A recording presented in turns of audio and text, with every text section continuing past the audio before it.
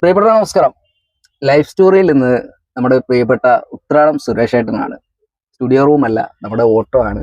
അത്യാവശ്യം ഓടിച്ചിട്ട് പിടിച്ചാണ് പുള്ളിയെ. കാരണം ഒന്നാമത് ഇലക്ഷന്റെ സമയങ്ങളാണ്, അതിന്റെ അനൗൺസ്മെന്റിന്റെ കാര്യങ്ങളൊക്കെ ഉണ്ട്. അതേപോലെ തന്നെ ജീവകാരുണ്യ പ്രവർത്തനത്തിൽ മുന്നിട്ടിറങ്ങിയിരിക്കുന്ന ഒരു വ്യക്തി കൂടിയാണ് ജയനമൃത. അതേപോലെ തന്നെ ഉത്രാടം സുരേഷേട്ടനൊക്കെ നമ്മുടെ സമൂഹത്തിൽ അത്യാവശ്യം ഒഴിച്ചുകൂടാൻ പറ്റാത്ത ആൾക്കാരാണ്. കാരണം പ്രത്യേകിച്ച് എടുത്തു പറയുകയാണെങ്കിൽ ഏകദേശം എനിക്ക് തോന്നുന്നു മൈക്ക് സെറ്റ് മേഖലയിൽ പാർട്ടികൾക്കുള്ള പരിപാടികളുണ്ട്. അതേപോലെ തന്നെ സ്കൂളിലായാലും അല്ലെങ്കിൽ കല്യാണ വീടുകളിലാണെങ്കിൽ എന്തിനു പറയുന്നു, നമുക്കൊരു മരിപ്പ് വന്നാലും പെട്ടെന്ന് ഒരു വെട്ട വിടാനും അപ്പൊ ഒഴിച്ചുകൂടാൻ പറ്റത്തില്ല അത്യാവശ്യം പന്തലുകാരും മൈക്ക് സെറ്റ്. അപ്പൊ അവരൊക്കെ ഒരുപാട് പണിയെടുത്തിട്ട് ഒരുപാട് പ്രയാസങ്ങൾ അനുഭവിക്കുന്നുണ്ട്. പക്ഷേ അവരെ ഒന്ന് അറിയാനോ അല്ലെങ്കിൽ അവരുടെ പ്രശ്നങ്ങൾക്ക് ഒരു പരിഹാരമേകാനോ ജനങ്ങളോ പാർട്ടി അടിസ്ഥാനത്തിലോ ഇന്ന് അവർക്കൊരു ശക്തമായ കൈത്തുണ ഇല്ല എന്ന് വ്യക്തമായി എല്ലാവർക്കും അറിയാം. അപ്പോൾ പ്രിയപ്പെട്ട സുരേഷ് ഏട്ടാ, നമ്മുടെ ലൈഫ് സ്റ്റോറിയിലേക്ക് സ്വാഗതം. എന്തായാലും സുരേഷ് ഏട്ടൻ ഈ ഒരു ഫീൽഡിലേക്ക്, അതായത് ഒരുപാട് വർഷങ്ങളായി കാണും ഈ ഒരു ഫീൽഡിലേക്ക് ഇറങ്ങിയിട്ടുള്ളത്. അപ്പൊ ഏതൊരു ഫീൽഡിലേക്ക് ഇറങ്ങണമെങ്കിൽ അതിനൊരു കാരണം ഉണ്ടാവും. അത് പാർട്ടി പ്രസ്ഥാനമാണെങ്കിലും സിനിമയാണെങ്കിലും എന്ത് തന്നെ.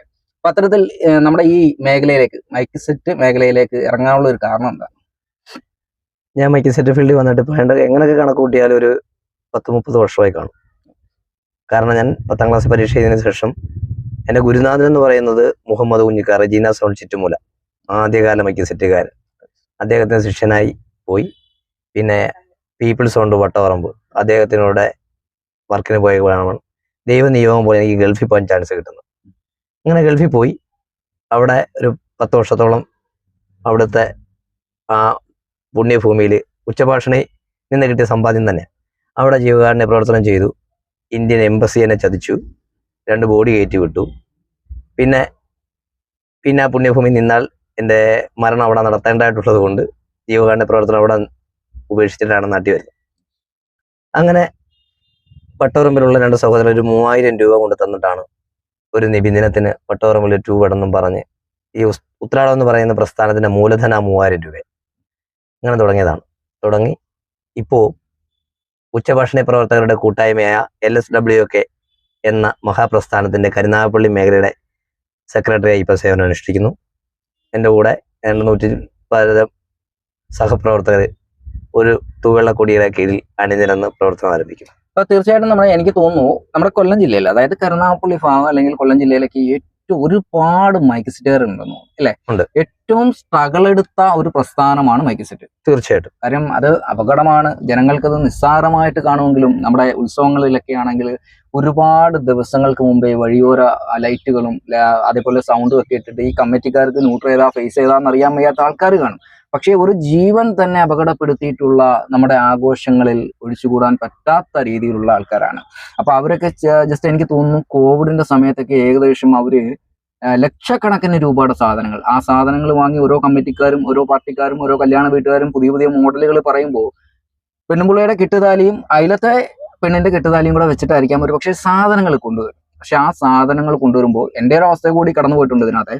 അങ്ങനെ ഏകദേശം എനിക്ക് തോന്നുന്നു ഉത്സവത്തിന്റെ പ്രോഗ്രാം ആയപ്പോൾ കോവിഡ് വന്നിട്ട് ഏകദേശം എനിക്ക് തോന്നുന്നു ഒരു 4 പേരോളം ആത്മഹത്യ ചെയ്തിട്ടുണ്ട്. ലക്ഷങ്ങളുടെ ബാധ്യതയായി മൈക്ക് സെറ്റുകാർക്ക് ഒരു പ്രോഗ്രാമും ഇല്ലാതെ ഏകദേശം ഒരു 1.5 വർഷം അല്ലേ, ഒരു 1.5 വർഷത്തോളം ഒരു പ്രോഗ്രാമും ഇല്ലാതെ വീട്ടിലിരിക്കേണ്ട അല്ലെങ്കിൽ കടക്കാർ ബുദ്ധിമുട്ടിച്ച ഒരു സാഹചര്യമുണ്ട്. അന്നത്തിന് വകയില്ലാതെ ലക്ഷങ്ങളുടെ സാധനം നമ്മുടെ റൂമിലിരിക്കുന്ന ഒരു സാഹചര്യം. അന്ന് നമ്മളെല്ലാവരും പാർട്ടിക്കാർക്കും ജനങ്ങൾക്കും ഒക്കെ സേവനം ചെയ്തിട്ട് ഒരു മനുഷ്യൻ നമ്മളെക്കുറിച്ച് തിരിഞ്ഞു നോക്കാൻ സമയം കിട്ടാത്ത ആൾക്കാരുണ്ട്. വ്യക്തമായി മനസ്സിലാക്കേണ്ട ഒരു കാരണമാണ്. കാരണം സേവനം ചെയ്യുന്ന ഇവരെ ഒഴിച്ചുകൂടാൻ ഒരു മേഖലയിലും പറ്റത്തില്ല. എന്നിട്ടും അത് വല്ലാത്തൊരു അവസ്ഥയായിരുന്നു. അപ്പം വിഷമം ഉണ്ടായോ സുരേഷ്? തീർച്ചയായിട്ടും. ഇന്നത്തെ ഈ ഭരണകർത്താക്കള് പണ്ടത്തെ കാലത്ത് എൻ്റെ ഓർമ്മ ശരിയാണെങ്കിൽ ഈ സൈക്കിളിൽ കൊച്ചു കോളാമ്പിയൊക്കെ വെച്ച് കെട്ടി. ഇതിനകത്തൊരു കാര്യം മനസ്സിലാക്കേണ്ടത്, ഈ ഉച്ചഭാഷ പ്രവർത്തകർക്ക് ജാതിയോ മതമോ വർണ്ണമോ വർഗമോ നിറവോ രാഷ്ട്രീയമൊന്നുമില്ല. കാരണം ഒരു മൈക്കിൽ കൂടെ തന്നെയാണ് ഇവിടുത്തെ എല്ലാ രാഷ്ട്രീയ പാർട്ടിക്കാരും അവരുടെ നാമധേയം വിളിച്ചു പറയുന്നത്. മതസ്ഥരും അതുപോലെ തന്നെയാണ്. മതവിഭാഗത്തിന്റെ പേരും പറയുന്ന അതേ ഉച്ചഭാഷ കൊണ്ട്. എന്നാൽ ഞങ്ങൾക്ക് മതമോ രാഷ്ട്രീയമൊന്നുമില്ല. പക്ഷെ ഇതിനെ വെച്ച് മുതലെടുക്കുന്ന ഒരു സമൂഹം ആൾക്കാരുണ്ട്. അതിനെ ചുക്കാൻ പിടിക്കാൻ വേണ്ടി ഈ പറയപ്പെട്ട മൈക്ക് സെറ്റുകൾ ബലിയാടും ആകുന്നുണ്ട്, അതിനുള്ള വഴിയും വെച്ചു കൊടുക്കുന്നുണ്ട്. ഇതാണ് എൻ്റെ പരമായ സത്യം. സ്വന്തം അമ്മ മരണപ്പെട്ടാൽ പോലും ഇപ്പോൾ ഞാൻ ഒരു ക്ഷേത്രത്തിലെ വർക്ക് എടുക്കുന്നു. വർക്ക് എടുത്തിട്ട് വർക്കിന് തുടങ്ങുന്നതിന് ഒരു 5 ദിവസം മുമ്പ് വർക്ക് കെട്ടിക്കൊണ്ടിരിക്കുമ്പോൾ എൻ്റെ അമ്മ മരണപ്പെട്ടാൽ പോലും അത് ഉപേക്ഷിച്ചിട്ട്, അല്ലെങ്കിൽ എൻ്റെ അമ്മ മരണപ്പെട്ടു പോയി ഞാൻ പോവുകയാണെന്ന് പറഞ്ഞ് പോകാൻ പറ്റില്ല. അതുപോലെ തന്നെ ഒരു കാര്യം എടുത്തു പറയേണ്ടതേ, ഇതെന്ന് പറയുന്ന ആനച്ചോറും ഈ ഉച്ചഭക്ഷണ ചോറും ഒരുപോലെ ഏത് നിമിഷവും എന്ത് സംഭവിക്കും. അതിൻ്റെ ഏറ്റവും വലിയ ഉണങ്ങാത്ത മുറിവായിട്ട് കഴിയുന്ന ഒരാൾ കൂടിയാണ് ഞാൻ. തീർച്ചയായിട്ടും എനിക്ക് പറയാൻ, ഞാനത് ചോദിക്കാനും അല്ലെങ്കിൽ മെൻഷൻ ചെയ്യുമ്പോൾ അദ്ദേഹത്തിന് ഒരു പ്രയാസം വരും. കാര്യം ലൈഫിൽ അത്രത്തോളം ഇമ്പോർട്ടന്റ് ആയിട്ടുള്ള ഒരു ഭാഗമാണ് ഈ മൈക്ക് സെറ്റ് ഈ ചോറിന് വേണ്ടി മാറ്റി വെച്ചിട്ടുള്ളത്. അപ്പൊ അതുകൊണ്ട് തന്നെ അദ്ദേഹത്തിന് അതിനെക്കുറിച്ച് ഞാൻ ചോദിക്കാനാണ് മനഃപൂർവ്വം. കാരണം ചിലപ്പോൾ അത് പ്രയാസം ഉണ്ടാക്കിയേക്കും. തീർച്ചയായിട്ടും ഒരിക്കലും ഉണങ്ങാത്തൊരു മുറിവ് തന്നെയാണ്. പക്ഷേ സാഹചര്യം അനുസരിച്ച്, സന്ദർഭം അനുസരിച്ച് മാറി പോകേണ്ട ഒരു സാഹചര്യം ഉണ്ടല്ലോ. എനിക്ക് പറയാനുള്ള ഒരു കാര്യം കൂടെ പറയുന്നത്, ഇപ്പം ഏതൊരു തൊഴിലാളി അതിൻ്റെതായ മാന്യതയുണ്ട്. ഇപ്പം ഒരു രാത്രി 9 മണി കഴിഞ്ഞാൽ ഒരു പ്ലംബറെ വിളിച്ചാൽ കിട്ടുമോ? ഒരു തട്ടുപണിക്കാരനെ വിളിച്ചാൽ കിട്ടുമോ? ഒരു സ്റ്റീലിന്റെ പണിക്കാരനെ ഒരു പ്രസ്ഥാനത്തിലും ഒരാൾക്കാരെ കിട്ടത്തില്ല. രാത്രി 8 മണി കഴിഞ്ഞാൽ തീരെ കിട്ടില്ല. അതേസമയം രാത്രി 11 മണി 12 മണിയൊക്കെ ആകുമ്പം നമ്മുടെ അയൽ പ്രദേശങ്ങളിൽ ഒരു മരണ വീടുണ്ടായാൽ, അല്ലെങ്കിൽ ഒരു അത്യാവശ്യം ഒരു ലൈറ്റ് വേണമെന്ന് പറഞ്ഞാൽ ആദ്യം വിളിക്കുന്നതും ഓടിയെത്തുന്നതും ഈ ഉച്ചഭാഷണ പ്രവർത്തകർ. അവൻ ചെന്നിട്ട് അവിടെ വെട്ടം കൊടുത്തിട്ട് വേണം മറ്റുള്ളവർക്ക് ആ വഴി തെളിയിച്ച് വരാൻ. ശരിയല്ലേ? അതുമാത്രമല്ല, ഏറ്റവും പ്രധാനപ്പെട്ട ഒരു കാര്യം എന്ന് പറയുന്നത്, ഈ ഉച്ചഭാഷ പ്രവർത്തകർക്ക് ഒത്തൊരുമയില്ലാത്തത് വെച്ച് മുതലെടുക്കുന്ന രാഷ്ട്രീയ നേതാക്കന്മാരുള്ള ഒരു നാടായി മാറിയിരിക്കുകയാണ്. തീർച്ചയായിട്ടും. കാര്യം ഒത്തൊരുമ ഇല്ല എന്ന് പറയുന്നത്, ചിലർക്കൊരു പാട്ടിടുമ്പോൾ ഭയങ്കര എന്താ പറയാ, അവർക്കൊരു ആനന്ദമായിട്ട് മാറുന്ന ആൾക്കാരുണ്ട്. കാര്യം ഇതിനെ പാഷനായിട്ട് കണ്ടിട്ട് എവിടെന്നെങ്കിലും 2 പെട്ടി എടുത്തോണ്ട് വന്ന് ഇച്ചിരി പാട്ടിടുമ്പോഴത്തേക്കിനും അവർക്കൊരു ഭയങ്കര സന്തോഷമാണ്. അത് ചുമ്മാതാണെങ്കിലും കൊണ്ട് വെച്ചുകൊടുക്കുന്ന ആൾക്കാരുണ്ട്. അതിനകത്ത് വേറെ ദോഷം എന്ന് പറയുമോ, ഇപ്പം ഉത്രാടം സൗണ്ടിനേക്കായി പവർ കൂടുതലാണ് മറ്റൊരു സൗണ്ടുകാരനുള്ള പവർ കാണിക്കാൻ വേണ്ടി ജനങ്ങൾക്ക് ദോഷം വരുന്ന രീതിയിൽ ഉച്ചഭാഷണി പ്രവർത്തിക്കുന്ന ഒരുപാട് ആൾക്കാരുണ്ട്. തീർച്ചയായിട്ടും. അതാണ് നമ്മളെ പോലുള്ള ഈ അന്നം. ഇത് സത്യത്തിൽ ഇപ്പൊ ഞാൻ എന്ത് നേടിയിട്ടുണ്ടെങ്കിലും ഈ ഒരു പ്രസ്ഥാനത്തിൽ കൂടി നേടിയിട്ടുള്ളത്. പിന്നെ നമ്മുടെ ഈ സംഘടനയും അല്ലെങ്കിൽ ജനങ്ങളും അല്ലെങ്കിൽ നമ്മുടെ പാർട്ടി പ്രസ്ഥാനങ്ങളും സമൂഹം ഒന്നും മനസ്സിലാക്കാത്ത ഒരു കാരണമുണ്ട്. എല്ലാവർക്കും സർക്കാർ ജോലിയുണ്ട്. അപ്പൊ അത് അവരുടെ ഡിഗ്രിയാണ് പ്രശ്നമാണ്. പക്ഷേ ഒരു സൗണ്ട് എഞ്ചിനീയർ ആണ്, അല്ലെങ്കിൽ ഒരു മൈക്ക് സെറ്റ് കൊണ്ട് നടക്കുന്ന ടീമുകളാണ് ഒരു കലാകാരനാക്കുന്നത്. ഒരു പാർട്ടിക്കാരൻ മൈക്ക് കെട്ടി സംസാരിക്കണമെങ്കിലും ഒരു പാവപ്പെട്ടവന്റെ അധ്വാനമുണ്ട്, അവന്റെ സമ്പത്തുകളുണ്ട്, അവന്റെ എല്ലാം ഉണ്ട്. അപ്പൊ അങ്ങനെ കഷ്ടപ്പെട്ട് നിങ്ങളെയൊക്കെ വളർത്തിവിട്ട് നിങ്ങൾ അധികാരത്തിലിരിക്കുമ്പോൾ ഇവർക്ക് ഏതെങ്കിലും തരത്തിലുള്ള ഒരു ബെനിഫിറ്റുകൾ, ഇവരെവിടെങ്കിലും ഒന്ന് വീണ് കിടന്നാലോ അല്ലെങ്കിൽ ഒരു ഷോക്കേറ്റ് കിടന്നാലോ തിരിഞ്ഞു നോക്കാൻ അല്ലെങ്കിൽ അതിനെക്കുറിച്ച് സംസാരിക്കാൻ ആളില്ല എന്നുള്ളതാണ് പരമമായ സത്യം തന്നെയാണ്. അപ്പം എനിക്ക് പറയാനുള്ളത്, ഞാൻ എൻ്റെ ഒരു അനുഭവത്തിൽ പറയുകയാണെ, നമ്മുടെ സിനിമാ മേഖലയിൽ ശക്തമായ അമ്മയെന്ന് പറഞ്ഞ സംഘടനയുണ്ട്, അല്ലെങ്കിൽ ഫെഫ്കെ എന്ന് പറഞ്ഞ സംഘടനയുണ്ട്. ഞാൻ ഏകദേശം 4 ദിവസം 5 ലൈറ്റ് കൊണ്ടുവന്നതിന് 1.25 ലക്ഷം രൂപയാണ് മേടിച്ചുകൊണ്ട് പോയത്, 6 പേരുടെ ജോലിക്കാർ. അപ്പൊ എനിക്ക് പറയാനുള്ളത്, നമ്മുടെ ഈ സമൂഹത്തിൽ ഒഴിച്ചുകൂടാൻ ഒരു കാരണവശാലും മൈക്ക് സെറ്റുകാരെ പറ്റത്തില്ല. അത് ഏത് മേഖലയിലാണെങ്കിലും പറ്റത്തില്ല. അല്ലെങ്കിൽ ഓരോരുത്തരും സൗണ്ട് എഞ്ചിനീയർ പഠിച്ച് സ്വന്തമായി സൗണ്ട് സിസ്റ്റം മേടിച്ച് വീട്ടിൽ വെച്ച് തന്നെ പരിപാടിക്ക് ഉപയോഗിക്കേണ്ട ഒരു ഗതികേട് വരും. അപ്പം ഞാൻ പറയാനുള്ള ഒരു കാരണം വെച്ചാൽ, സിനിമാ സംഘടനയിൽ ഒരു ലൈറ്റ് യൂണിറ്റ് വന്നാൽ, അതായത് ഒരു 5 ലൈറ്റേ കാണത്തുള്ളൂ. അവന് മരം കയറി കെട്ടിയേം വേണ്ട, കണ്ട ഓടിന്റെ മണ്ടക്കിടണ്ട, വഴിവിളക്കിടണ്ട, 4 ലൈറ്റ് എടുത്ത് വെച്ച് മാറ്റി ഒരെണ്ണം അടിച്ചു പോയാൽ മാറ്റി ഇടാനുള്ള സമയം അവനുണ്ട്. അവന് ഫുഡുണ്ട്, അവന് റൂമുണ്ട്, അവന് വാഷിംഗ് ബാറ്റയുണ്ട്. സിനിമാ ഫീൽഡിൽ 1800 രൂപയാണ് ഇന്ന് രാവിലെ 7 മണിക്ക് ഒരുത്തൻ പണിക്കിറങ്ങിയാൽ വൈകുന്നേരം 9 മണി വരെ 1800 രൂപയാണ് ശമ്പളം, സകല ചെലവും കഴിഞ്ഞിട്ടാണ്. ഈ 9 മണിക്ക് ശേഷം അടുത്ത രാത്രി 2 മണി വരെ അടുത്ത 1800 രൂപയാണ്. 2 മണി മുതൽ വെളുപ്പാങ്കാലം 6 മണി വരെ അടുത്ത 1000. അങ്ങനെ 1800 പ്ലസ് 3 ടേൺ ആണ് ഒരു സിനിമാ ഫീൽഡ് വാങ്ങുന്നത്. ഇനിയിപ്പം പ്രൊഡ്യൂസറോ സംവിധായകരോ അതേപോലുള്ള മറ്റുള്ള ആൾക്കാർ ഇവരെ കൊടുത്തില്ല എങ്കിൽ ഇവർ ഫെഫ്കെ യൂണിയനിൽ കയറി കംപ്ലൈന്റ് ചെയ്താൽ ഒരു സിനിമയുടെ സർട്ടിഫിക്കറ്റ് സെൻസർ ചെയ്ത് കൊടുക്കത്തില്ല. പറഞ്ഞു മനസ്സിലായി? അപ്പൊ അത്രയും പവർഫുൾ ആയിട്ട് നിൽക്കുന്ന ഒരു കാര്യം. അവർ സ്ട്രഗിൾ എടുത്തിട്ടുണ്ട്, പണ്ട് ഒരുപാട് സ്ട്രഗിൾ എടുത്തിട്ടുണ്ട്. അപ്പൊ അവർ 1 ലക്ഷം രൂപ മെമ്പർഷിപ്പ് എടുത്തിട്ടാണ് നിൽക്കുന്നത്. അപ്പൊ സാധാരണ ആൾക്കാർക്ക് ബുദ്ധിമുട്ടാവുമെങ്കിലും അവരുടെ ഒരു സംഘടനയുടെ പവർഫുൾ ആയിട്ടുള്ള ഒരു തീരുമാനമാണത്. അതുകൊണ്ട് ഒരു ലൈറ്റ് കൊടുത്തു വിടും, പക്ഷെ അതിന്റെ കൂടെ ഒരു ജോലിക്കാരെയും കൂടാണ് അവിടെ വിടുന്നത്.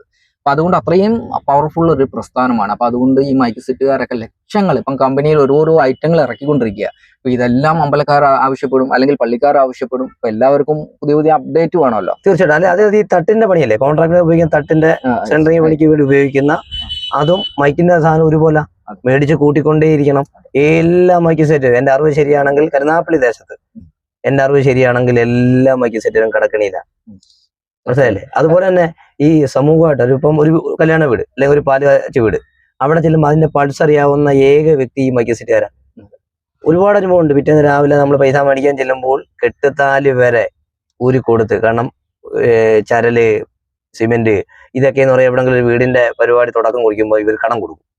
പാലുകാച്ച് കഴിയുമ്പം കൊടുക്കാന്നുള്ള പ്രതീക്ഷയുണ്ട്. പാലുകാച്ചിന്റെ അന്ന് ഈ സഹോദരങ്ങളെല്ലാം അവിടെ പോയിരുന്ന് കാശ് മേടിച്ചോണ്ട് പോകും. പക്ഷെ പിറ്റേന്ന് രാവിലെ ഈ സാധനം അഴിക്കാൻ വേണ്ടി പോകുന്ന ഉച്ചഭാഷണ പ്രവർത്തകരോട് പറയുന്ന കടവെന്ന് പറയുന്നത് പിന്നെ അങ്ങോട്ട് പോയി അയച്ചോണ്ട് പോയട്ടെ പിന്നെ തരാന്ന് പറയും. അത്ര വീട്ടിൽ കാശുണ്ട്. അപ്പം ഒരുപാട് പേരുടെ അവസ്ഥകൾ നേരിട്ട് അറിയാൻ പറ്റിയ ഒരു സാഹചര്യം ഫീൽഡ് തന്നെയാണ് ഉച്ചഭാഷണ പന്തലുടെ കൃഷി. അപ്പം തീർച്ചയായിട്ടും എനിക്ക് പറയാനുള്ളതാണെങ്കിലും സുരേഷ് ഏട്ടന് പറയാനുള്ളതാണെങ്കിലും കേരളത്തിൽ ഒരുപാട് പേര് മോട്ടിക്കാൻ പോകാതെ മൈക്ക് സെറ്റ് ഫീൽഡിൽ മരം കയറിയും നിങ്ങളുടെ എല്ലാ ആട്ടും തുപ്പുകളും കേട്ടിട്ട് നിങ്ങളുടെ ആവശ്യത്തിന് കൊണ്ടിടുമ്പോൾ 50 ലക്ഷം രൂപയുടെ വീട് വെക്കുന്നവനും 4-5 ദിവസം നിങ്ങളുടെ വീട്ടിൽ ചിലപ്പോൾ സീരിയൽ ഇടുന്ന അല്ലെങ്കിൽ ഈ കറണ്ടിനകത്ത് ജീവൻ മറന്ന് പോരാട്ടം ചെയ്യുന്ന നിങ്ങളുടെ ഗസ്റ്റുകൾ വന്നിരിക്കുമ്പോൾ അത്യാവശ്യം കറണ്ട് പോയാൽ അവിടെ നിങ്ങളുടെ ബിരിയാണിയിൽ ഈച്ച വീഴുന്ന ഒരു സിറ്റുവേഷൻ ആയിരിക്കും. അപ്പൊ അത്രയും ഇമ്പോർട്ടന്റ് ആയിട്ട് സാധനം കൊടുക്കേണ്ട ഒരു വ്യക്തികളാണ് മൈക്ക് സെറ്റുകാർ. തീർച്ചയായിട്ടും. അപ്പം അവർക്ക് സമൂഹത്തിൽ തീർച്ചയായിട്ടും അവരുടെ ശിഷ്ടകാലം ഈ ജോലി ചെയ്യാൻ പറ്റുന്ന കാലത്തോളം ഇങ്ങനെയൊക്കെ അങ്ങ് പോകും. നിങ്ങളുടെ ആട്ടും തുപ്പും കാര്യങ്ങളും ഒക്കെ കേട്ടിട്ട് പോകും. അവിടെ ചൂണ്ടിക്കാണിക്കേണ്ട ഒരു കാര്യമുണ്ട്.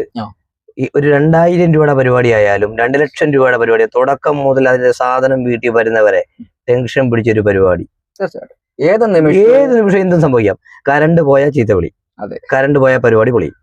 പിന്നെ വോൾട്ടേജിന്റെ വേരിയേഷൻ വന്നാൽ ഇത് ഇലക്ട്രോണിക് സാധനമാണ്, കറണ്ട് പ്രവർത്തിക്കുന്നത്. എപ്പോഴും ഏതെങ്കിലും ഒരു സാധനം നിലച്ചു പോയി ആ പരിപാടി ഫ്ലോപ്പായി പോകും. നമ്മുടെ ചില പരിപാടികൾക്ക് പോകുമ്പോഴേ ഈ പിള്ളേർ HD ഒക്കെ അടിച്ചിട്ട് വന്നിട്ട് അവരുടെ ഒരു സന്തോഷം കൊണ്ട് കൂട്ടുന്നു. അതാണ് അതാ പറഞ്ഞത്. ആഘോഷ കമ്മിറ്റിക്കാരും ആവേശ കമ്മിറ്റിക്കാരും ഉണ്ട്. ഈ ആവേശ കമ്മിറ്റിക്കാരുടെ മുമ്പിൽ ബലിയാടാകുന്ന ആരറിയോ?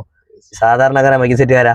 അവര് വോളിയം കുറയ്ക്ക് എന്നൊക്കെ പറയുമ്പോൾ ഇപ്പൊ എനിക്ക് ഒരു പാട്ട് വേണം, മറ്റൊരാൾ വരുമ്പോൾ ആ പാട്ട് വേണം, ഇട്ട് കൊടുത്തില്ലേ ഉടനെ തന്തയ്ക്ക് വിളി, തള്ളയ്ക്ക് വിളി, എന്തൊക്കെ സഹിക്കണം എന്നറിയാമോ? ഇതൊന്നും ആർക്കും ഇല്ല. പിന്നെ സർക്കാർ സംവിധാനത്തിൽ ഒരു ഇൻഷുറൻസ്, ഒരു പരിരക്ഷ, ഇതൊന്നും തന്നെ ഇല്ല.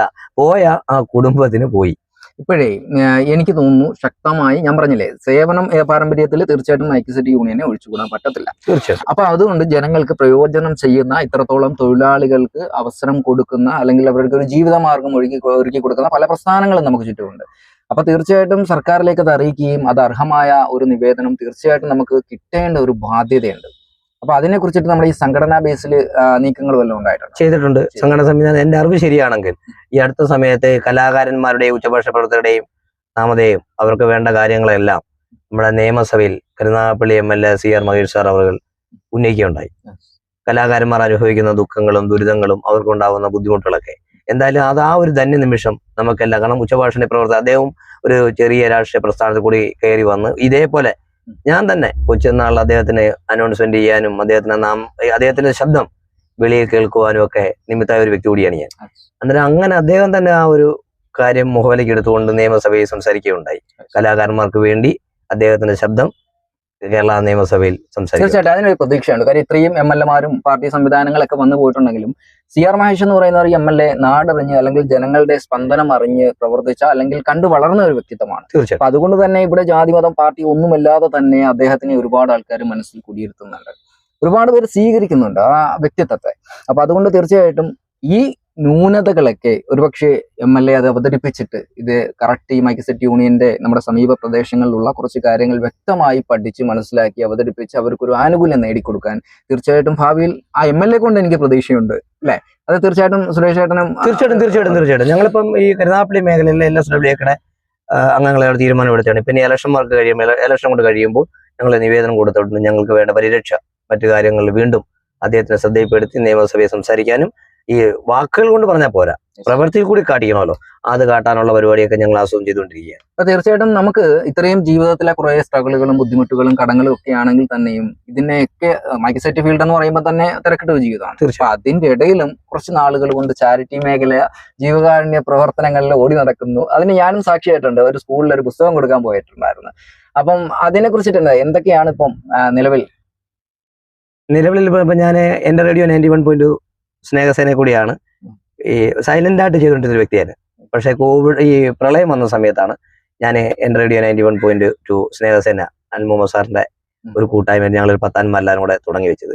അത് ഇപ്പോഴും നിലനിന്ന് പോകുന്നു. പിന്നെ കേരളത്തിന് തെക്കേറ്റം മുതൽ വടക്കേറ്റം വരെയുള്ള ആൾട്ടർ ഹൈം എന്ന് പറയുന്ന ഒരു അമ്മയുടെ വേർപാടിലെ ഒരു സഹോദരൻ തുടങ്ങിയ ഒരു സംഘടനയാണ്. അനാഥരായ മാതാപിതാക്കളെ ചേർത്ത് പിടിക്കുന്ന എല്ലാ അഭയ കേന്ദ്രങ്ങളിലും കഷ്ടത അനുഭവിക്കുന്ന അഭയങ്ങളെ സഹായിക്കുന്ന ഒരു കൂട്ടായ്മയുണ്ട്. അതിൽ കൊല്ലം ജില്ലാ പ്രതിനിധിയായിട്ട് ഇപ്പോൾ വർക്ക് ചെയ്യുന്നു. ഇപ്പം പുതിയൊരു സംരംഭം എന്ന് പറയുന്നത് സുദീർഘമായി പ്രവർത്തിച്ചുകൊണ്ടിരിക്കുന്നുവെങ്കിലും സുതാര്യമായി, വളരെ സുതാര്യമായി ഞങ്ങൾ 9 പേർ ചേർന്നുകൊണ്ട് ഇപ്പം തഴവയുടെ ഹൃദയഭാഗത്ത് ഒരു അഭയകേന്ദ്രം 1 മാസമായി തുടക്കം കുറിച്ചു. പിന്നെ നമുക്ക് വളരെ വേദന ഉള്ള ഒരു നിമിഷം എന്ന് പറയുമ്പോൾ അത് ചോദിക്കാൻ പറ്റുമെന്ന് അറിയില്ല, എങ്കിലും ഞാൻ ജസ്റ്റ് ഒരു പ്രവർത്തകൻ, ഇപ്പം സുരേഷ് ഏട്ടന്റെ ഒരു പ്രസ്ഥാനം എല്ലാം നമ്മുടെ നാട്ടിലെ ഏറ്റവും വലിയ ഐക്യം എന്ന് പറയുമ്പോൾ സാഹോദര്യമാണ്. അതെല്ലാ ജാതികളും ഉണ്ട്. അപ്പൊ അതുകൊണ്ട് നമ്മളിപ്പം ഹൈന്ദവന്റെ വീട്ടിലോ ക്രൈസ്തവന്റെ വീട്ടിലോ ഒക്കെ പണി ചെയ്തിട്ടായിരിക്കും നമ്മുടെ കുടുംബം കഴിഞ്ഞു പോകുന്നതും നമ്മുടെ ദൈവങ്ങൾക്ക് ചന്ദനത്തിരിയായാലും പള്ളിയിലെ സംഭാവനകളും കൊടുക്കുന്നത്. അപ്പൊ അത്തരത്തിൽ ഈ തൊട്ടടുത്ത കാലങ്ങളിലായി നമ്മുടെ സാഹോദര്യത്തെ തകർക്കുന്ന രീതിയിലുള്ള ഒരു അകൽച്ചകൾ പരസ്പരം എല്ലാ ഭാഗത്തു നിന്നും കാണാറുണ്ട്. അപ്പൊ അതിനെ കുറിച്ചിട്ട് അണ്ണന്റെ മേൽനോട്ടത്തിൽ എന്താണ് പറയാനുള്ളത്? അതൊരു വശം നോക്കുവാണെങ്കിൽ ശരി തന്നെയാണ്. പക്ഷേ എനിക്കത് പറയാൻ പറ്റില്ല. കാരണം ഞാൻ അതിന്റെ കൈപ്പിനീര് അനുഭവിച്ച വ്യക്തിയല്ല. അതുകൊണ്ട് എനിക്കത് പറയാൻ പറ്റില്ല. എനിക്ക് പറയുകയാണെങ്കിൽ ക്രിസ്ത്യൻ പള്ളിയിൽ ഞാൻ പ്രോഗ്രാം നടത്തുന്നുണ്ട്. 16 വർഷം കൊണ്ട് കടത്തൂര് പാപ്പാൻകുളങ്ങര കേന്ദ്രമാക്കി പ്രവർത്തിക്കുന്ന ഒരു 4 സഹോദരങ്ങൾ തുടങ്ങി വെച്ച് ഇന്നൊരു 15ഓ 16ഓ സഹോദരിമാരുടെ വിവാഹം നടത്തിയ നുസ്രത്തുൽ മസാക്കീൻ സാധു സഹായ സമിതിയുടെ കൂട്ടായ്മയിൽ ഒരു അംഗം, കമ്മിറ്റി അംഗം അല്ലെങ്കിൽ അംഗത്തേക്കായി അപ്പുറത്തൊരു അംഗമായിട്ട് തന്നെ അവർ കാണുന്നു. ഞാൻ ഉച്ചഭാഷ പ്രവർത്തനം അവിടെ ഈ പറയുന്ന കൂട്ട് തന്നെ ചെറിയൊരു വർഗീയത വരുത്താൻ നോക്കി, വേറെ മൈക്കിനെ മാറ്റണമെന്ന് പറഞ്ഞു. പക്ഷെ അതൊന്നും മാറ്റാതെ ആ ഒരു സമൂഹം, ഒരു വ്യക്തിത്വത്തെ തിരിച്ചറിഞ്ഞു കഴിഞ്ഞാലാണ് അദ്ദേഹത്തിന്റെ ഏറ്റവും നല്ല നന്മ നമ്മളാണ്. അപ്പൊ അങ്ങനെ ഒരുപാട് അറിവുകളില്ലാത്ത കുറച്ച് ആൾക്കാരായിരിക്കും ഒരുപക്ഷെ അങ്ങനെയൊക്കെ ചിന്തിച്ച് കൂട്ടുന്നതും നമ്മുടെ ഈ ഒരു സാഹോദര്യത്തിൽ വിള്ളൽ ചേർക്കുന്നതും അല്ലെ. നാളിതുവരെ എനിക്ക് അങ്ങനെ ഒരു അകലം ഉണ്ടായിട്ടില്ല കേട്ടോ. തീർച്ചയായിട്ടും ദൈവത്തിന്റെ എനിക്ക് വരദാനം. തീർച്ചയായിട്ടും അതുകൊണ്ട് തന്നെയാണ് നമ്മുടെ എപ്പിസോഡുകളിൽ വന്നിട്ടുള്ള എല്ലാവരും അത്യാവശ്യം എല്ലാ സമുദായങ്ങളും എല്ലാ പാർട്ടിയും അല്ലെങ്കിൽ എല്ലാ കലാപ്രസ്ഥാനത്തും നിൽക്കുന്ന ഒരു വ്യക്തിയാണ്. കാരണം നമ്മൾ എല്ലാവരെയും കൊണ്ട് ജീവിക്കുന്ന സംഗതികളാണ്. അപ്പൊ അതുകൊണ്ട് തന്നെ അവരുടെ ആചാരവും അനുഷ്ഠാനവും ഒക്കെ വ്യത്യസ്തമായ രീതികളായിരിക്കാം. പക്ഷെ അതിനകത്ത് നമ്മൾ ഇടപെടാതെ നമ്മൾ നമ്മുടെ മതം നമ്മുടെ ആചാരങ്ങൾ നോക്കിപ്പോയാൽ ഒരു പ്രശ്നമില്ല. പിന്നീട് അവസാനമായിട്ട് നമ്മുടെ സംഘാടകരോട് അല്ലെങ്കിൽ നമ്മുടെ ഈ സംഘടനയുടെ പ്രവർത്തകരോടും ജനങ്ങളോടും അതേപോലെ തന്നെ നമ്മുടെ അമ്പല കമ്മിറ്റി ആണെങ്കിലും അവരോടൊക്കെ എന്താണ് നമുക്ക് പറയാനുള്ളത്? എനിക്ക് പറയാനുള്ളൊരു കാര്യം, ഈ ഏത് ആചാരാനുഷ്ഠാനങ്ങളായാലും അവരവരുടെ നിലനിൽപ്പിന് വേണ്ടി മാത്രമായിരിക്കരുതെന്നൊരു അപേക്ഷ. അവരവർ വിശ്വസിക്കുന്ന ദൈവങ്ങളെ അവരവർ വിശ്വസിച്ചോട്ടെ. അത് വെച്ച് മുതലെടുക്കുവാനോ അതിനെ ബലിയാടാക്കുവാൻ ഈ ഉച്ചഭാഷണ പ്രവർത്തകരെ ബലിയാടാക്കരുതെന്നൊരു അപേക്ഷ കൂടി സംഘാടകരോട്. പിന്നെ എൻ്റെ സഹപ്രവർത്തകരോട് പറയാനുള്ളത് കാര്യം, ഇത് ലക്ഷക്കണക്കിന് രൂപ ചെലവാക്കിയാണ് നമ്മൾ ഇത് നിൽക്കുന്നത്. നേരത്തെ ഒരു കാര്യം പറയുന്നേ, മരണം മുന്നിൽ കണ്ടുകൊണ്ട് ഏത് നിമിഷം നമ്മളെല്ലാം മരിക്കും. അതെപ്പം ഇപ്പൊ ഈ സംസാരം പൂർണ്ണമാണോന്നില്ലല്ലോ. എന്നിരുന്നാലും അതിന്റെ മൂല്യം അല്ലെങ്കിൽ അതിന്റെ വില കൽപ്പിച്ചുകൊണ്ട് സഹപ്രവർത്തകര് സമൂഹത്തിനെ കടപ്പെട്ടിരിക്കുന്ന, നമ്മളിപ്പം ഒന്നും ചെയ്യണമെന്നില്ല. ഇപ്പൊ ഉച്ചഭാഷ പ്രവർത്തകർ ഇന്ന ആണ് എന്ന് പറഞ്ഞില്ല. എന്നാലും സമൂഹത്തെ ചേർത്ത് പിടിക്കുവാനും നന്മയ്ക്ക് വേണ്ടി പ്രവർത്തിക്കുവാനും ഈ ഒരു ഭാഷ പറഞ്ഞാൽ മൈക്ക് സെറ്റുകാരെ ഞാൻ പറയാറുള്ള കാര്യമാണ് ഒത്തൊരുമയില്ലെന്ന്. അത് സത്യം തന്നെയാണ്. പക്ഷേ എന്ത് തന്നെയായാലും ഒത്തൊരുമയുണ്ടെങ്കിൽ നമുക്ക് എന്തും നേടാൻ പറ്റും. കാരണം ഒരു ചെറിയ മരങ്ങൾ കൂടുമ്പോഴാണ് വലിയൊരു കാവാവുന്നത്. അതാണ് പരമമായ സത്യവും. നമുക്കൊന്നും ഈ ഭൂമിയിൽ നിന്ന് കൊണ്ടുപോകാനില്ല. പക്ഷെ ഒരു കാര്യം മനസ്സിലാക്കണം, നമ്മൾ ഒരാൾക്ക് പാല് വെക്കാനോ മറ്റോ ദോഷം ചെയ്യാനോ പുതുകാല് വെട്ടാനോ ഇതൊന്നും പോകാതെ നമ്മുടെ പാത നേർവഴിക്ക് പോയി കഴിഞ്ഞാൽ ജഗദീശ്വരൻ നന്മയുടെ ഒരു പ്രതിരൂപമായിട്ട് നമ്മുടെ കൂടെ കാണും. നന്മകൾ ചെയ്ത് മുന്നോട്ട് പോയാൽ അതായിരിക്കും ഈ ഭൂമിയിലെ ഏറ്റവും വലിയ ലാൻഡ്മാർക്ക്. അതിന്റെ ഏറ്റവും വലിയ ഉദാഹരണമാണ് ഈ ഒരു ധന്യ നിമിഷം. പിന്നെ വേറൊരു വിഷമകരമായ ഒരു അവസ്ഥയുണ്ട്. കാരണം ചില പിള്ളേർക്കൊക്കെ ഇപ്പൊ അത്യാവശ്യം നല്ല മൈക്ക് സെറ്റ് വേണം ഘോഷയാത്രയുടെ കൂടെയൊക്കെ. അപ്പൊ അങ്ങനെ ഈ സൗണ്ട് മേഖല ഒരുപാട് അങ്ങ് വർദ്ധിക്കുമ്പോൾ ഈ പോലീസുകാർ ചിലപ്പോൾ ലക്ഷക്കണക്കിന് രൂപയുടെ കാര്യം ഞാൻ പറഞ്ഞ മുമ്പേ രീതിയിൽ അവന്റെ കിടക്കാടം വരെ വിറ്റിട്ട് അവന്റെ ജീവിതമാർഗ്ഗമാണ്. അത് ജീവിക്കാൻ വേണ്ടി അവൻ കൊണ്ടുപോകുമ്പോൾ ഒരു ദയം കൂടാതെ അതിനെ പിടിച്ച് പോലീസ് സ്റ്റേഷനിൽ കൊണ്ടിട്ട് മഴയും വെയിലും കൊള്ളിച്ച് അത് നാശമാക്കി കളയുന്ന ഒരവസ്ഥ കാണും. അല്ലെങ്കിൽ പിറ്റേന്ന് അവന് പ്രോഗ്രാം കാണും. അപ്പൊ ആ പ്രോഗ്രാമിന് അറേഞ്ച് ചെയ്ത് കൊടുക്കാൻ പറ്റിയില്ല, പോലീസ് സ്റ്റേഷനിൽ പെട്ടുപോയി കഴിഞ്ഞാൽ അവിടുന്ന് അടി അവന് കിട്ടും, ആ പൈസ നഷ്ടപ്പെടുകയും ചെയ്യും. ഇത്രയും മൂല്യമായ സാധനങ്ങൾ ഒരു മഴ വന്നാൽ സ്പീക്കർ പോകുന്ന സംഗതികളാണ്, ലക്ഷക്കണക്കിന് രൂപ വിലയാണ്. അപ്പൊ അത് നശിപ്പിക്കുന്ന ഒരു സംവിധാനം വരുമ്പോൾ നമുക്ക് പ്രത്യേകം വലിയൊരു വിഷമം ഉണ്ടാവും. അപ്പൊ അതിനെക്കുറിച്ചിട്ട് നമ്മുടെ നിയമ ഭരണകൂടങ്ങളോട് എന്താണ് പറയാനുള്ളത്? അതിനകത്ത് 2 വശം മനസ്സിലാക്കേണ്ടത്, ഈ പോലീസ് ഉദ്യോഗസ്ഥരുടെ വിഷയം വരുമ്പോൾ ആദ്യമായി വിളിച്ചു പറയുന്ന വ്യക്തിത്വം ആര് തന്നെ ആയാലും ആ വ്യക്തിത്വം മനസ്സിലാക്കേണ്ട ഒരു കാര്യം, ഇത് ഒരു കൂട്ടം കുടുംബങ്ങളുടെ അത്താണിയാണ്. ഈ ഒരു മൈക്ക് സെറ്റ് എന്ന് പറയുന്നത്, ഇപ്പൊ എൻ്റെ ഒരു മൈക്ക് സെറ്റ് ഞാൻ മാത്രമല്ല ജീവിക്കുന്നത്, എന്നിൽ 5-6 കുടുംബം ജീവിക്കുന്നുണ്ട്. പിന്നെ ഇതിന്റെ ഏറ്റവും വലിയ പ്രത്യേകത എന്ന് പറയുന്നത്, എനിക്ക് കിട്ടുന്ന മൂല്യത്തിന്റെ ഇത്ര ശതമാനം സമൂഹത്തോട് ഞാൻ മാറ്റി വെക്കുന്നു. അങ്ങനെയാണ് എല്ലാവരും എല്ലാ മൈക്ക് സെറ്റുകാരും ചെയ്യുന്നത്. അങ്ങനെയാണ്, ഒരാൾ പോലും ഇല്ല ചെയ്യാതെ. ഇപ്പം എന്റെ സഹോദരനെ പറ്റി ചോദിക്കുകയാണെങ്കിൽ, ഞാൻ ചെയ്യുന്നതിനേക്കാൾ 10 മടങ്ങ് സഹോദരൻ ചെയ്യുന്നില്ലേ? അന്നേരം അങ്ങനെയുള്ള വിഷയം വരുമ്പോൾ ഈ പരാതിക്കാരൻ പരാതിപ്പെടുമ്പോൾ പോലീസ് എന്ന് പറയുന്ന ആ വിഭാഗത്തിന് അന്വേഷിക്കാതിരിക്കാൻ പറ്റില്ല. തീർച്ചയായിട്ടും നിങ്ങളുടെ നികുതിയും കൂടെ ആണ് അവർക്ക് കൊടുക്കുന്ന ശമ്പളം. എന്നാൽ ജോലി ചെയ്യണം. അവർ ചെയ്യുന്നതല്ല. അവർ ചില പോലീസ് ഉദ്യോഗസ്ഥര് എല്ലാവരും അടങ്കലിയാവില്ല, ഏതെങ്കിലും ഒരാൾ മതിയല്ലോ അത് പ്രസ്ഥാനം മൊത്തം.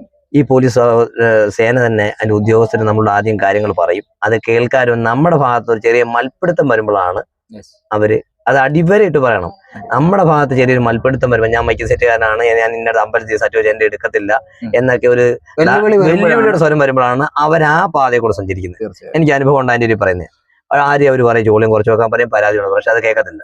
അതിനകത്ത് ഇവരെ കൊണ്ട് ചെയ്യിക്കുന്ന ഈ കമ്മിറ്റി ഇപ്പം 15 കമ്മിറ്റിക്കാരുണ്ട്. അതിനകത്ത് 2 പേര് ഈ സമൂഹമായിട്ട് ഒരു ബന്ധമില്ലാത്ത ആൾക്കാരായിരിക്കും. അവർ പറയും പറ്റത്തില്ല, വെക്കാൻ അവിടെ നിന്ന് അഴിക്കാൻ പറ്റത്തില്ല, അവിടെ വെച്ചേ പറ്റൂ, ചൂട് ഓളിയും കൂട്ടി വെക്കാൻ പറയും.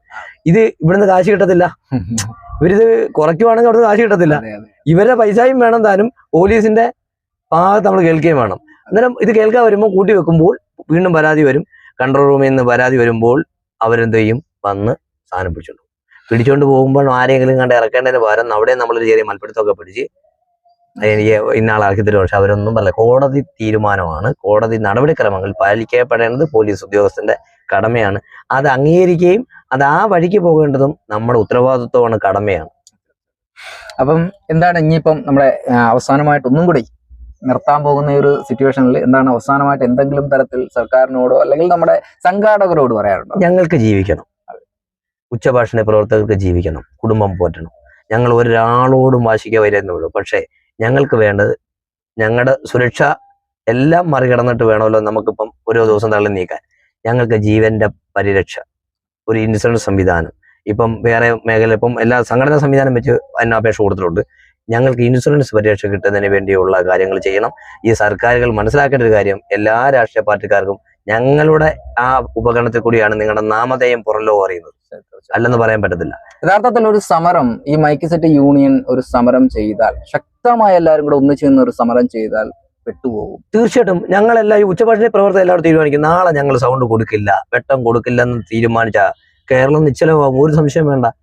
തീർച്ചയായിട്ടും. ഇപ്പൊ ഒരു ഉദാഹരണം, പെട്ടെന്നൊരു അപകടം ഉണ്ടാവുന്നു. ഇപ്പം കരുനാഗപ്പള്ളി ദേശത്തൊരു പെട്ടെന്നൊരു അപകടം ഉണ്ടാവുന്നു. ഇത് അനൗൺസ്മെന്റ് ചെയ്യണം, ജനങ്ങളെ അറിയിക്കണം. എന്ത് സംവിധാനം ഉണ്ട് ഇവരുടെ കയ്യില്? അതിന് സംവിധാനം ഉണ്ടെങ്കിലും അത് ഓപ്പറേറ്റ് ചെയ്യാൻ ഞങ്ങൾ വേണം. ഞങ്ങളുണ്ടെങ്കിൽ അത് അനക്കം വെക്കൂ, അല്ലെങ്കിൽ മറ്റുള്ളവരെ അറിയൂ. ഒരു കാരണം ഒരു സൂര്യനിപ്പാണ് ഇപ്പൊ മങ്ങിക്കിടക്കുക. ഇന്ന് രാത്രി കറണ്ട് ഇല്ല, കരുനാഗപ്പള്ളി പ്രദേശത്ത് കറണ്ട് ഇല്ല. എന്താ ചെയ്യുന്നേ? ഞങ്ങളെ വീട്ടിൽ വന്ന് ഞങ്ങളുടെ ജനറേറ്ററിന് വേണ്ടി വിളിക്കും. എങ്ങനെ വെട്ടം കാണൂ? ഇപ്പൊ ഈ റോഡ് പണി നടക്കുന്നു, ജനറേറ്റർ ഒന്ന് കേടായി, എന്തോ ചെയ്യും?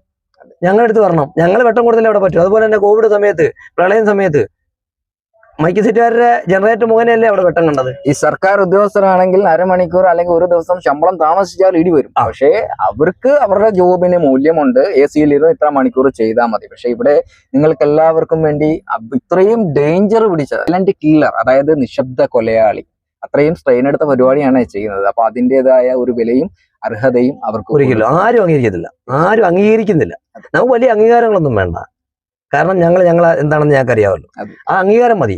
പക്ഷെ ഞങ്ങളുടെ ജീവന്റെ പരിരക്ഷ തീർച്ചയായിട്ടും ഏറ്റെടുത്തേ പറ്റൂ, ഞങ്ങൾക്ക് സഹായിച്ചേ പറ്റൂ, ഒരു സംശയം വേണ്ട. അപ്പൊ എന്തായാലും തീർച്ചയായിട്ടും MLA സാറിന് അടിക്കാൻ അതിന്റെ ആപ്ലിക്കേഷൻസ് കൊടുത്തിട്ടുണ്ട്, അവതരിപ്പിച്ചിട്ടുണ്ട്. ഈ വീഡിയോ കാണുന്ന സമൂഹങ്ങൾ തിരിച്ചറിയുക, നിയമപാലകർ തിരിച്ചറിയുക, നമ്മുടെ സംഘടനയിലുള്ള, അതായത് ഈ മൈക്ക് കൊണ്ട് അരി വാങ്ങിക്കുന്ന ഒരുപാട് ആൾക്കാരുണ്ട്. അപ്പൊ അവരൊക്കെ ഈ അടിപ്പണിയൊക്കെ നിർത്തിയിട്ട് നിങ്ങളൊക്കെ രക്ഷപ്പെടണം, ഈ പ്രസ്ഥാനം രക്ഷപ്പെടണം. ഈ ഫെഫ്ക പോലുള്ള ശക്തമായ ഒരു യൂണിയനും നിങ്ങൾക്ക് കറക്റ്റായിട്ട് ഒരു പ്രതിഫലവും കിട്ടണം. നിങ്ങളുടെ സാധനങ്ങൾക്കും ഇൻഷുർ കിട്ടണമെങ്കിൽ തീർച്ചയായിട്ടും നിങ്ങൾ ആ പണിയൊക്കെ നിർത്തി ഒറ്റക്കെട്ടായിട്ട് പ്രവർത്തിക്കുക എന്ന് മാത്രമേ ഇപ്പൊ എനിക്ക് ഈ എപ്പിസോഡിൽ പറയാനുള്ളൂ. അപ്പൊ എന്തായാലും ഇത്രയും നേരം നമ്മുടെ ലൈഫ് സ്റ്റോറിയോട്, നമ്മുടെ മൈക്ക് സെറ്റ് യൂണിയനോട്, എല്ലാവരോടും സഹകരിച്ച് ഈ ഒരു തുറന്ന വാക്കുകൾക്ക് ഒരുപാട് നന്ദി അറിയിക്കുകയാണ്. അപ്പൊ എന്തായാലും അടുത്തൊരു എപ്പിസോഡുമായിട്ട് നമുക്ക് വീണ്ടും കാണാം. അതുവരെ ഗുഡ് ബൈ.